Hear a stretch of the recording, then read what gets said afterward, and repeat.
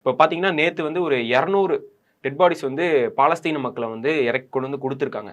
அந்த குடுத்தவங்கள்ல ஒரு 50 பேர் பக்கம் மட்டும் தான், இவங்க யாரு அப்படின்னு அடையாளமே தெரியுது. அந்த அளவுக்கு இருக்காங்க. அதுல 50 பேத்துல ஒரு 6 பேர் வந்து இஸ்ரேல் வந்து இவங்கலாம் இவங்க தான் அப்படிங்கிற மாரி அடையாளம் தெரியிற மாரி வந்து ஒரு 6 பேர சொல்லியிருக்காங்க. அந்த 6 பேர்லயுமே 5 பேரு வந்து யாருன்னே அடையாளம் தெரியாம தான் இருக்கு, இப்போ வரையுமே.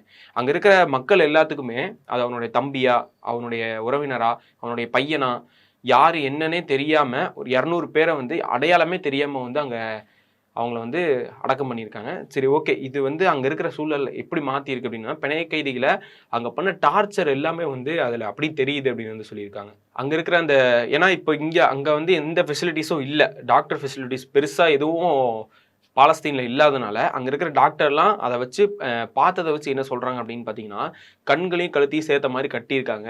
கைய பின்னாடி வச்சு கட்டப்பட்ட நிலையிலேயே அவங்க இறந்திருக்காங்க. ஸோ அது வந்து அப்படி தெரியுது அப்படின்னு சொல்லியிருக்காங்க.